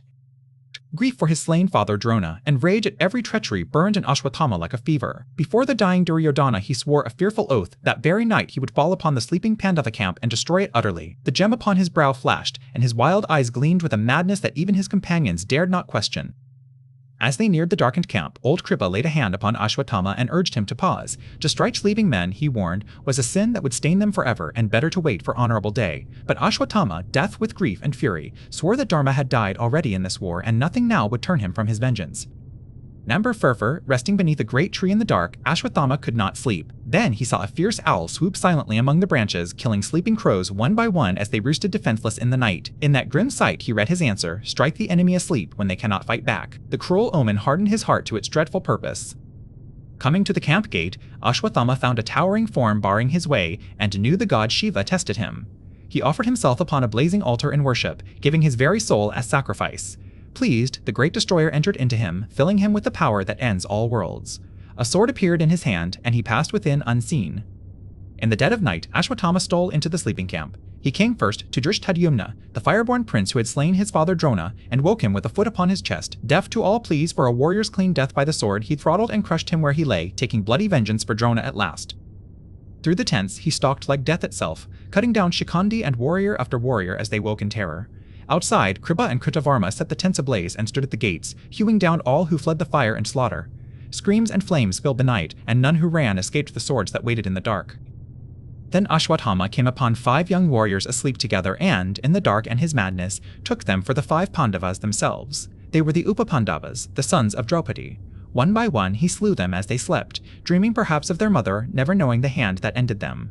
His terrible revenge was nearly complete. By the first grey light of dawn, the deed was done. The proud Pandava camp lay a smoking ruin of ashen corpses, its warriors slain in their beds without honor. Their bloody work finished, Ashwatthama and his 2 companions returned to the dying Duryodhana to tell him that his last command had been obeyed and his enemies' children destroyed. The 5 Pandavas and Krishna, absent from the camp that fateful night, returned at dawn to a scene of horror. Where their army had slept, now lay only ash, blood, and the bodies of the slain. Struck dumb with grief and rage, they searched the ruin, and the awful truth broke upon them. Everyone they had left behind was dead. When Draupadi learned that all 5 of her sons lay murdered in their sleep, the queen collapsed upon the ashen ground, wailing in unbearable grief. Then she rose, eyes blazing through her tears, and swore she would not rise from fasting until Ashwatthama was punished and the gem torn from his brow was laid before her. Her husbands bowed to her demand. Yudhishthira, gazing upon the ruin, sank down in despair, crying that their hard-won victory tasted of ash, better to have lost than to purchase a throne with the blood of sleeping children. Krishna raised him gently, saying the guilt lay with Ashwatthama alone, and reminding him that duty still called, the murderer must be brought to justice and the queen's vow fulfilled. So the Pandavas took up the chase. Learning that Ashwatthama had fled toward the Ganga, Bhima seized his mace and led the pursuit, with Arjuna and Krishna following swiftly by chariot. Across the dawn-lit land they hunted the murderer of their sons, grief lending speed to their wheels, until they ran him to ground beside the great river's flowing waters. Arjuna and Krishna cornered Ashwatthama on the banks of the Ganga, where Vyasa's hermitage stood. Cornered and desperate, the son of Drona plucked a blade of grass and, charging it with the dread Brahmashira mantra, hurled it forth to end the Pandavas forever. Arjuna, dismayed, loosed his own Brahmashira in answer, and 2 world-ending fires rushed together across the sky. As the 2 blazing weapons threatened to consume all creation, the great sage Vyasa appeared between them and, with a word of power, halted both fires in the air. He commanded the warriors to draw back their terrible weapons before the world burned. Arjuna, pure of heart, recalled his at once, but Ashwatthama did not know the secret of withdrawing his. Unable to recall the weapon, and consumed by malice to the last, Ashwatthama turned its power upon the wombs of the Pandava women to slay Uttara's unborn child and end Arjuna's line forever. Thus he aimed to kill Parikshit, the last hope of the dynasty, even before his birth. The dreadful weapon sped toward the sleeping seed of the future. Krishna would not permit it. He vowed to revive the slain child in the womb and restore Arjuna's line. Then he cursed Ashwatthama for his unspeakable crime to wander the earth alone for 3,000 years, festering with wounds and stinking of blood, shunned by all men. He tore the shining gem from the warrior's brow, leaving him broken and accursed. The victors returned and laid the shining gem in Draupadi's hands. Yet even in her grief the queen's heart was noble. She would not have the son of her husband's teacher slain, for Ashwatthama was a Brahmin and Drona's only child. She bade them set the jewel upon Yudhishthira's crown, and her terrible vow was answered, though her sorrow remained beyond all cure. So ended the great war of Kurukshetra. Of the vast armies that had covered the plain, almost none remained alive. The Pandavas had won at last, yet their victory was a kingdom of ashes and graves, sons, friends, and kinsmen all slain. Upon the silent, corpse-strewn field the evening wind stirred the dust, and grief alone sat crowned where glory should have been. When at last the 18 days of slaughter had ended, silence fell upon Kurukshetra. From the gates of Hastinapura, the women of the Kuru house poured forth in a great tide, their veils torn, their ornaments cast aside. Mothers, wives, and daughters walked toward the reddened field, dreading what they would find among the countless slain who lay unburied there. They reached the field of Kurukshetra, and a vast lament rose to the heavens. Everywhere lay the broken bodies of husbands and sons, their armor dulled with dust and blood. The women's cries mingled into one endless wail that shook the very air. They stumbled among the dead, calling beloved names that no living voice would ever answer again. Here, a young widow sank to her knees beside her fallen lord, drawing his lifeless head into her lap. She smoothed the blood from his brow as though he only slept, whispering the tender words of their marriage. Her tears fell upon his still face like rain upon parched earth, and her heart broke silently amid the ruin of all she had loved. Across the endless plain, mothers searched for sons and daughters for fathers, turning over the fallen to read each ruined face. Jackals slunk between the corpses, and vultures wheeled darkly overhead, feasting where kings had lately stood in glory. The proud flower of the earth's warriors now lay as carrion, and the searching women wandered like ghosts through that field of unspeakable desolation. The blind old king Dhritarashtra was led onto the field by the faithful Vidura, that he might mourn among the ruin his ambition had wrought. 100 sons he had begotten, and not one now drew breath. He groped toward the place where Duryodhana had fallen, his aged frame bowed and shaking, and lifted a broken cry of fatherly anguish to the pitiless sky. Then came the sage Vyasa, ancient and all-knowing, to the blindfolded queen Gandhari. Long had she bound her eyes in devotion to her sightless husband, never once beholding the world. Now the rishi granted her a moment of divine sight, that from where she stood she might look upon the whole battlefield of the dead and behold at last the fruit of her son's relentless pride. With divine vision she beheld it all. The immeasurable ruins spread from horizon to horizon. She saw the mighty kings laid low, their golden armor rent, their proud faces stilled forever in the dust. She saw the elephants and horses fallen in heaps, and the rivers of blood already darkening. The whole earth seemed one vast slaughter ground, and her spirit reeled before that terrible sight. Then Gandhari spoke, her voice trembling as she named the fallen one by one. She pointed to the corpse of each great hero and told how bravely he had lived and how cruelly he had died. She showed the widows keening over their husbands, their bracelets shattered, their hair unbound. With each name her sorrow deepened, and the weight of 100 griefs bore down upon her heart. As she gazed upon her 100 sons lying cold, Gandhari's grief hardened into a burning wrath. Why had this ocean of blood been suffered to rise? Why had none stayed the hand of ruin? Her sorrow demanded a reckoning, and her thoughts turned, sharp and terrible, upon the one being who might have halted the slaughter and had chosen instead to let it run its course. She rounded upon Krishna, who had come among the mourners. Since he, the mightiest of all, had let her kinsmen slay one another, she cursed him with a mother's giri, as the house of Kudu had perished. So should his own Yadava clan destroy itself in strife, and he, the lord of all, would die alone and friendless, 36 years from that day. Krishna received the fearful curse without anger or fear. He bowed his head in quiet acceptance, for he knew that the Yadavas, grown insolent in their strength, were already destined to fall, and that his own earthly time drew toward its appointed close. Gently he reminded the grieving queen that fate and her son's own deeds, not he, had brought this desolation upon the world. When the lamentations had spent themselves, the rites of the dead began. By command of the elders, the countless bodies were gathered and laid upon great pyres across the plain. Ghee and sandalwood were poured, and the torches lowered. As night fell, 10,000 flames leapt upward, and the whole horizon of Kurukshetra burned like a second sunset, sending the souls of the slain toward heaven. At the sacred river the survivors gathered to offer the rites of water for the departed. Yudhishthira, standing waist-deep in the current with his brothers, poured the cooling libations and spoke aloud the names of the fallen, that their thirst in death might be eased. Kinsmen who in life had been sundered by hatred were now united in this last sorrowful offering upon the flowing stream. Then Kunti, who had guarded a bitter secret all her days, could bear it no longer. Weeping, she confessed the truth. The radiant Karna, whom Arjuna had slain, was no enemy stranger but her own firstborn son, conceived in her maiden youth and set adrift upon the river. He was the eldest brother of the Pandavas, and they had killed him unknowing. The words fell upon the Pandavas like a thunderbolt. Arjuna, who had loosed the fatal arrow, stood aghast, remembering the noble foe he had cut down. Bhima's fierce strength drained away in horror, and all the brothers understood at last why Karna had fought so bravely, yet spared their lives. Grief redoubled upon grief, for they had murdered their own blood and never known his face. Yudhishthira wept most bitterly of all. That he, who prized righteousness above every earthly thing, should have warred against his own elder brother and compassed his death. This was a wound beyond all healing. He remembered Karna's dignity, his boundless generosity, and cried aloud that the throne itself was now soaked in a brother's blood and could bring him no joy on earth. In the bitterness of his sorrow, Yudhishthira turned his anguish into a decree. Because his mother had hidden so grave a truth for so long and so brought this ruin of grief upon them, he pronounced that never again should any woman be able to keep a secret concealed within her heart. Thus even the wisest may, in agony, lay a burden upon all who follow. When the rites were done, Yudhishthira sank into despair.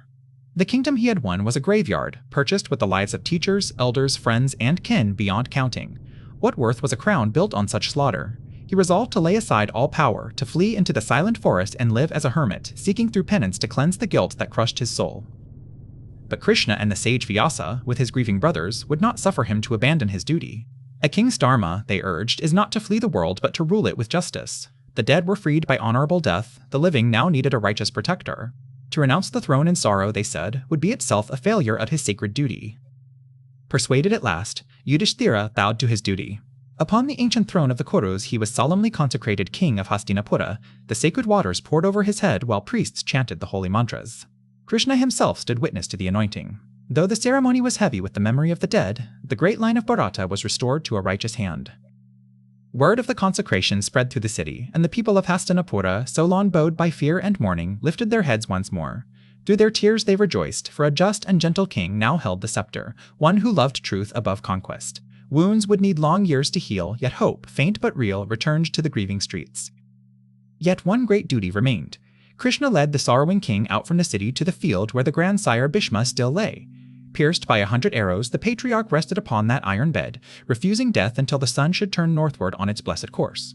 As they drew near, Yudhishthira beheld the mightiest of the Kurus awaiting his hour with serene endurance. At Krishna's gentle urging, the dying Bhishma took up a final office, not of war, but of peace.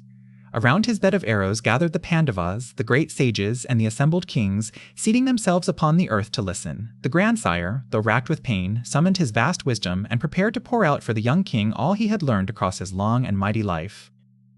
First, the grandsire taught the duties of a king, the Rajadharma that upholds the world. A ruler, he declared, is the very heart of the realm. His foremost task is the protection of the people. Let him be just to all, truthful in every word, and master of his own passions. Let him cherish the weak, the orphaned, and the poor as a father cherishes his children. He spoke of duty in times of calamity, when the ordinary rules may bend that Dharma itself survive, of statecraft, alliances, and the careful arts of governing, and of charity, the giving that purifies the giver. Hour upon hour the wisdom flowed, and Yudhishthira, drinking it in, felt the crushing weight upon his heart begin, at last, to lift and lighten. Then the grandsire turned from the affairs of kingdoms to the highest truth of all, the path of liberation. He taught of the deathless soul, which no weapon cleaves and no fire burns, of the peace that lies beyond desire and action, of the freedom that outlasts every crown and every sorrow. Those who heard him felt the horizons of the spirit open wide before them. When the days of teaching had not exhausted his wisdom, Bhishma spoke on. He told of the merit of gifts rightly given, of food to the hungry, of cattle and gold, of learning and refuge, and how each act of generosity returns 100-fold to bless the giver's soul across many lives. Charity, he taught, is the surest ladder a mortal may climb toward heaven. Above all virtues, the grandsire exalted truth and non-injury. To speak the truth, he said, is to uphold the very order of the cosmos. To harm no living creature is the highest of all duties. Ahimsa the crown of every righteousness. Dharma alone endures when wealth and pleasure fade. Dharma alone accompanies the soul beyond the pyre. Hold fast to it, he urged, above all else. He taught, too, of compassion, the tender fellow feeling that binds all beings into one great family of the living. He spoke of the duties owed by every person, of parent to child and child to parent, of host to guest, of the strong to the helpless. Mercy, he said, is the mark of the noble heart, and kindness the truest strength a human soul can hold. So the wisdom of a lifetime poured from the dying patriarch like the last full flood of a great river before it meets the sea. Nothing of worth did he withhold. Law and duty, virtue and salvation, all he laid open before the listening world. And Yudhishthira, once shattered by guilt, rose renewed, his purpose steadied, ready now to rule as Dharma demanded of a king. At length the appointed moment came. The sun, which had lingered in its southern path, wheeled at last into the north, and the sacred season of Uttarayana began, that blessed gateway through which the departing soul may rise unhindered to the light. Bhishma felt the turning in his very bones, and knew that the long vigil upon his bed of arrows was ended. Then the grandsire spoke his last words to the gathered kings. His teaching was complete, and the sacred hour had dawned. He asked their leave to depart. He bade the Pandavas rule in righteousness, honor the elders, and cherish their subjects as their own. With a tranquil heart he took his farewell of the world, and turned his mind wholly toward the eternal. Then, by the boon long ago granted him, Bhishma released his life at the moment of his own choosing. His breath gathered and rose through the crown of his head, and a brilliant radiance ascended from his body into the heavens, like a star returning to the sky. The arrows that had held him could bind his spirit no longer, and the greatest of the Kurus was free. With the highest honors, the body of the grandsire was borne to the bank of the holy Ganga. There Yudhishthira and his brothers raised a fragrant pyre of sandalwood and set the sacred fire, while the goddess of the river herself was said to grieve for her mighty son. The flames rose gently, and the last great pillar of the elder age was given to them. And so, with Bhishma's passing, an entire age of the Kuru house came to its close. The elders were gone, the wars were ended, and the wisdom of a fallen world now rested in younger hands. By the eternal river, the mourners stood in silence as the smoke drifted skyward, and the great story turned, at last, toward the long and solemn peace to come. The great war was won, yet the earth still reeked of kindred blood. Haunted by the slain, Yudhishthira sat in sorrow upon his throne. Krishna and the ancient Vyasa counseled him. Only the Ashwamedha, the mighty horse sacrifice, could cleanse a king of such guilt and consecrate his rule. Bowing to their wisdom, the eldest Pandava resolved to undertake the sacred rite. With sacred rites, the priests anointed a magnificent stallion, white as moonlight, and upon its brow bound the golden plate of Yudhishthira's sovereignty. At the king's word, the consecrated horse was loosed to roam the earth for 1 full year, wandering wherever it willed. Whatever kingdom its hooves should touch must yield tribute to the Pandava crown or face the sword. Behind the wandering horse rode Arjuna, guardian of the sacrifice, his army trailing like a river of steel across the plains. The great bowman was charged to protect the stallion yet provoke no war, offering peace to all who bowed. Through mountain pass and burning desert the horse led him, and the son of Indra followed faithfully, his banner of Hanuman streaming in the wind.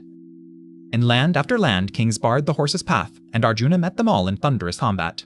The sons of the slain, remembering fathers fallen at Kurukshetra, came seeking vengeance, weary of killing, Arjuna fought only to subdue. From Trigarta to Sindhu his arrows sang, and every proud realm at last laid down its arms and swore allegiance to Yudhishthira's throne. At Manipura, the horse was seized by Babruvahana, Arjuna's own son, by the princess Chitrangada. Not knowing his duty, the youth met his father in fierce battle and pierced him to the heart, and Arjuna fell lifeless upon the field. Stricken with grief, the boy despaired until a serpent maiden's healing jewel restored the great archer, and father embraced son with tears. The last hope of the Kuru line lay still and breathless. Parikshit, Arjuna's grandson, struck dead in his mother's womb by Ashwathama's cruel weapon. Uttara wept over the lifeless babe.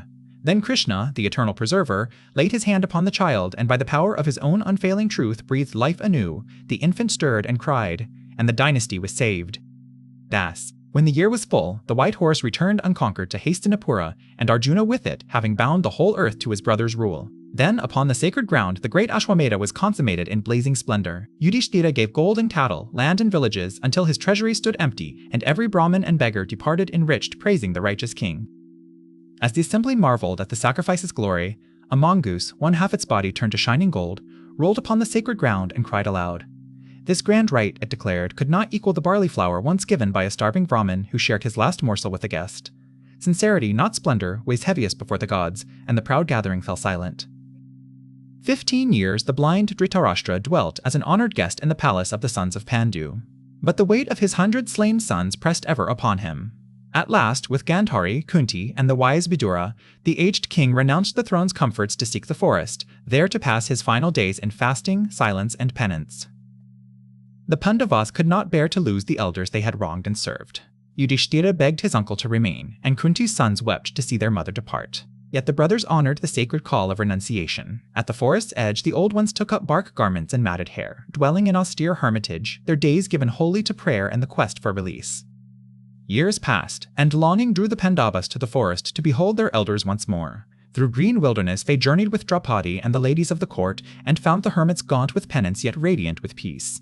Dhritarashtra blessed them, Gandhari and Kunti embraced their children, and for a season the sundered family knew again the sweetness of reunion. Deep in the woods Yudhishthira found Vidura, wasted to skin and bone, sustaining himself by air alone in profound yoga. As the king approached, the sage fixed his radiant gaze upon him. Then, being an incarnation of Dharma himself, Vidura sent forth his spirit and merged it wholly into Yudhishthira's body, entering the sun he so resembled, and his emptied form sank lifeless against a tree.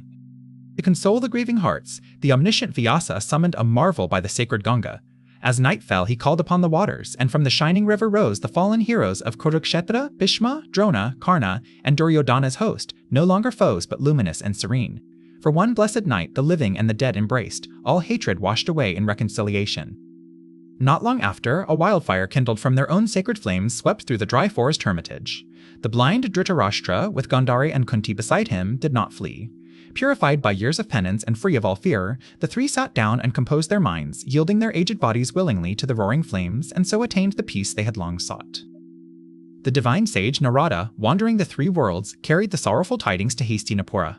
When Yudhishthira learned that Dhritarashtra, Gandhari, and his own beloved mother Kunti had perished in the flames, grief overwhelmed him. The brothers lamented that Kunti, who had suffered so much, should die by fire in the forest, and they performed the funeral rites for the last of their elders.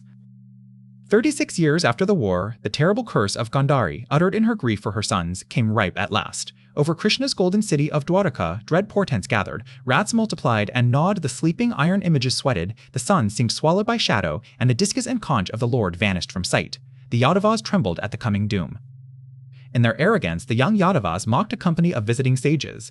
Disguising the youth Samba as a pregnant woman, they jeered and asked what child would be born. Enraged, the holy men pronounced a dreadful curse. Samba would bring forth an iron club that would annihilate the entire race of Vrishni and Anhaka. Then the angered rishis departed, and dread settled over the city.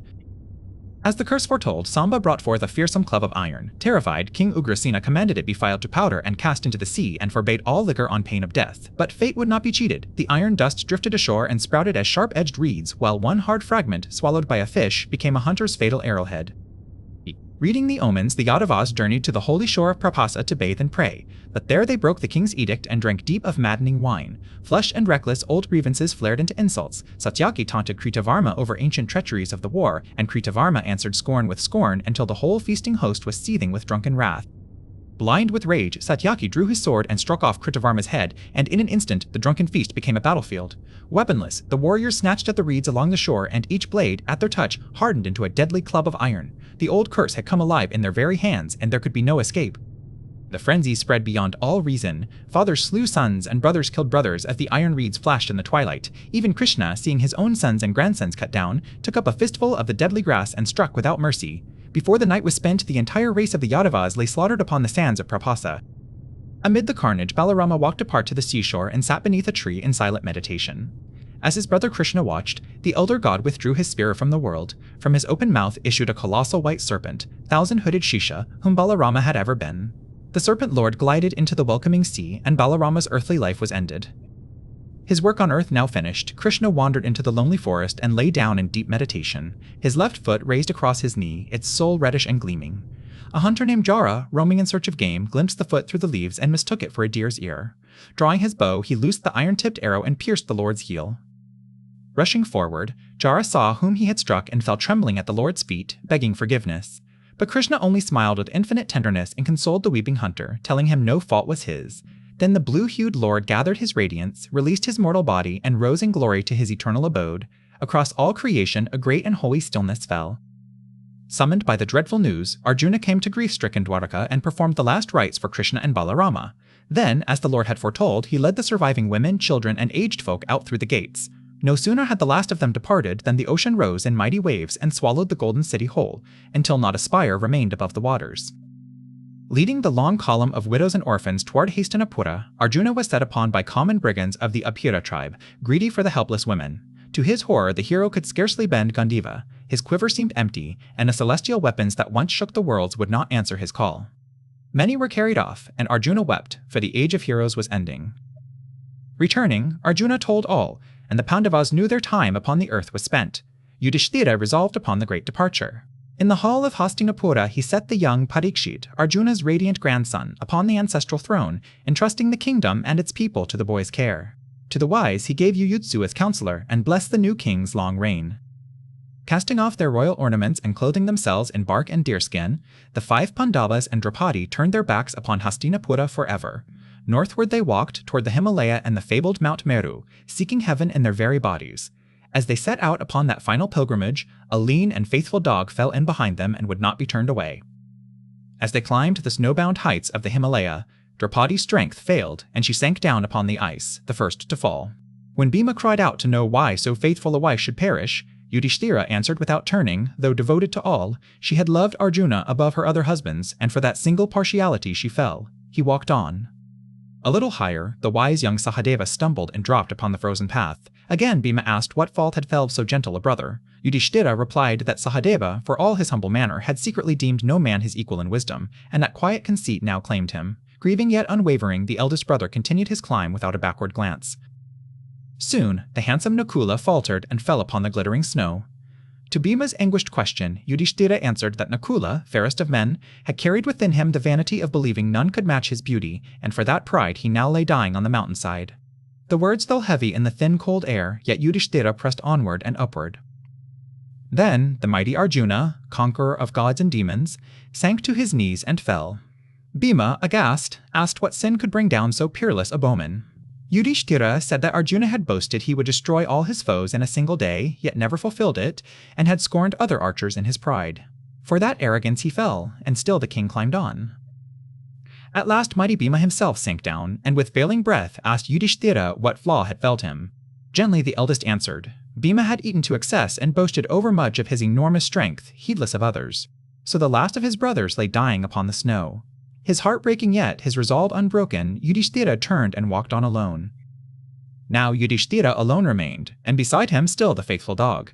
Neither grief nor the biting cold could turn the righteous king from his path. Steadfast and solitary, he climbed the last towering slopes of the sacred mountain, his loyal companion never leaving his heel. Higher and higher they went, until at last the shining gate of heaven itself rose glittering before them. Then, with a peal of thunder, Indra, king of the gods, descended in a dazzling chariot to bear Yudhishthira bodily into heaven, a grace granted to no mortal before. The king rejoiced, but asked that his loyal dog be taken too. Indra refused. Dogs had no place in the celestial realm, and the faithful creature must be left behind upon the mountain. Yudhishthira drew himself up and refused. He would not enter heaven itself, he declared, if it meant casting off one who loved him and had sought his protection. To abandon the devoted was a sin as black as slaying a Brahmin. Firm as the mountain beneath him, the king chose to forsake paradise rather than betray the trusting dog at his side.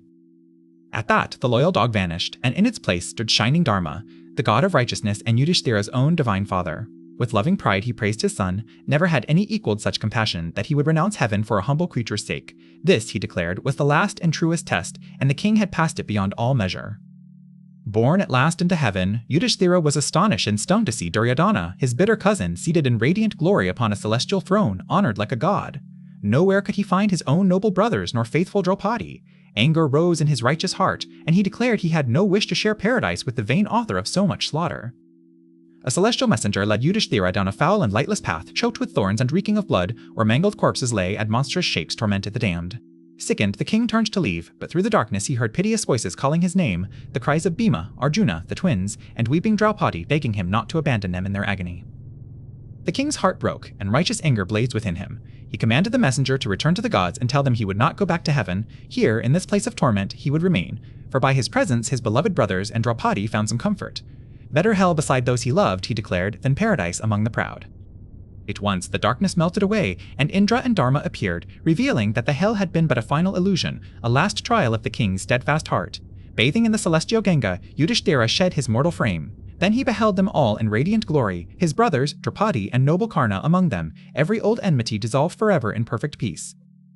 Far below in the mortal world, in the leafy hermitage of the Naimisha forest, the traveling bard Ugrasravasati brought his mighty recitation to its close.